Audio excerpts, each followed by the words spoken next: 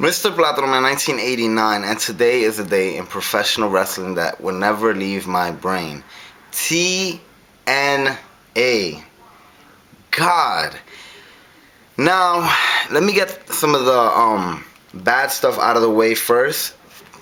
It's minor things, but God were there. A lot of good stuff against the bad stuff.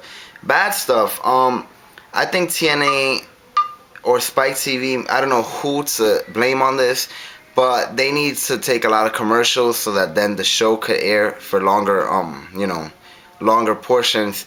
So, and I've said this in the past, the TNA has had problems with time management during live shows, so that's one problem. And that's basically the only problem I had because everything else is excusable. Now we kick off the show and they're already starting to tease that Hogan is on his way in a limo being escorted by police. They show a video package highlighting TNA's history, which was great.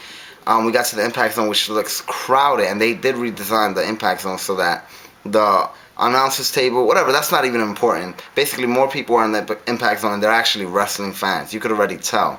Not the normal crowd you usually see in the Impact Zone. So, Steel Asylum first. I had a couple problems with the camera angles and stuff like that, but overall, good. And then it ended in a no contest, which really disappointed me. I was really upset by that.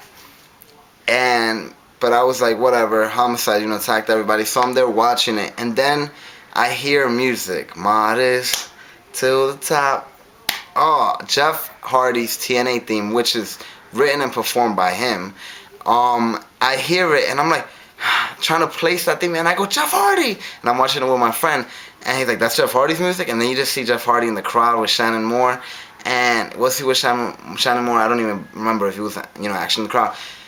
Regardless, the crowd is so crazy, he could barely jump over the fence. Finally jumps over there, Homicide rushes him, then Jeff Hardy throws him here, hits him with a fucking wicked chair shot, and then hits the twist of fate, climbs the cage, just sits and looks at the crowd. And I'm marking fucking out. Commercials. Perfect moment for commercials.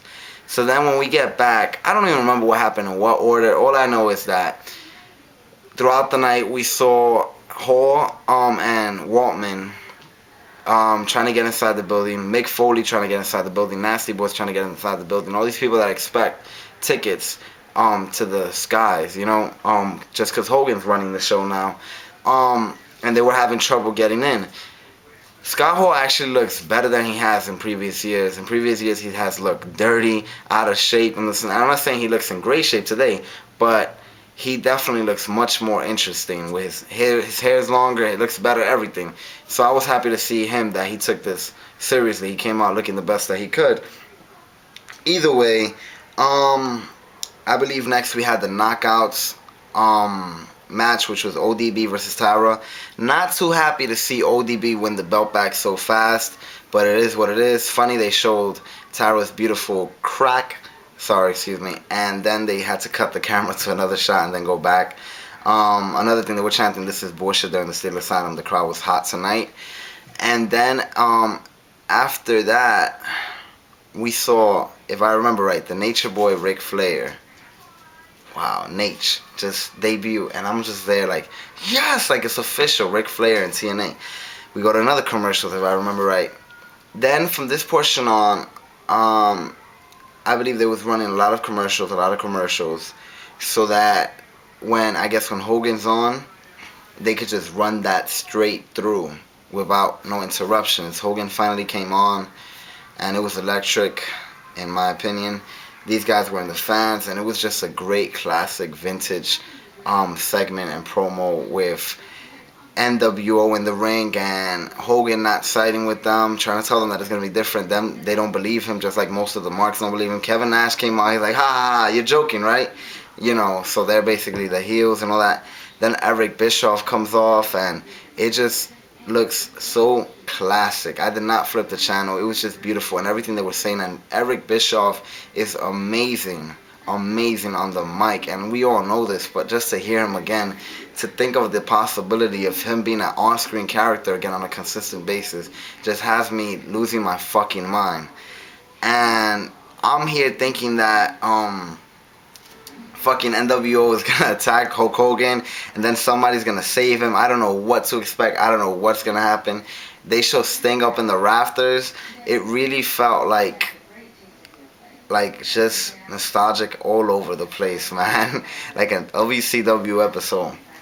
Um, this guy basically said everybody has to earn their spot, which is exactly how I wanted them to book this. And not tonight, but just book his whole direction. That everybody has to earn their spots. Now, I don't remember the particular orders, nothing. It was a long show, and I'm coming back from my friend's house, some other place in Brooklyn.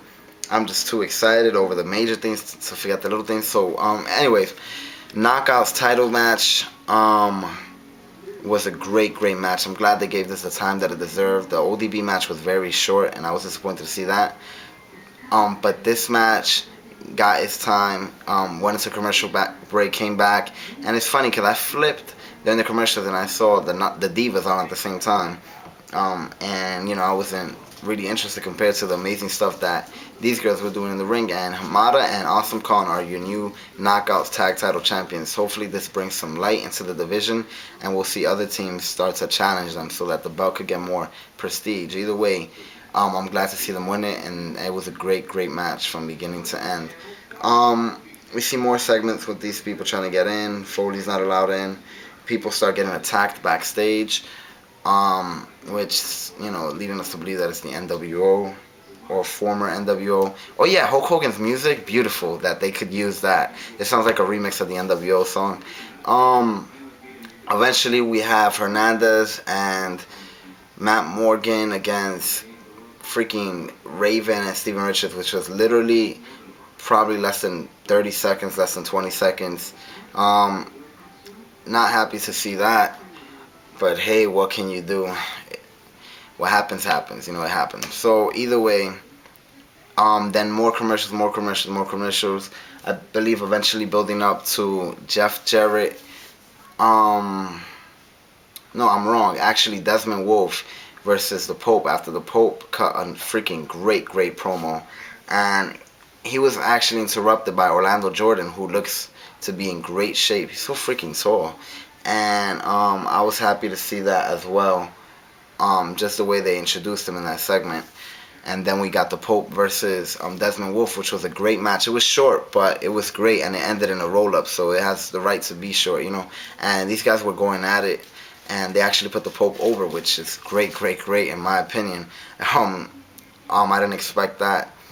Oh yeah, also Val Venus was there, and he was playing classic Val Venus, talking with the ladies and being all perverted and stuff like that. So it was pretty funny, and I didn't know that I could still find Val Venus, so entertaining today. I didn't know that I could still find them entertaining until that segment. Now, other notes, one second. Alright, so then later on we got Nasty Boys trashing Team 3D's rooms.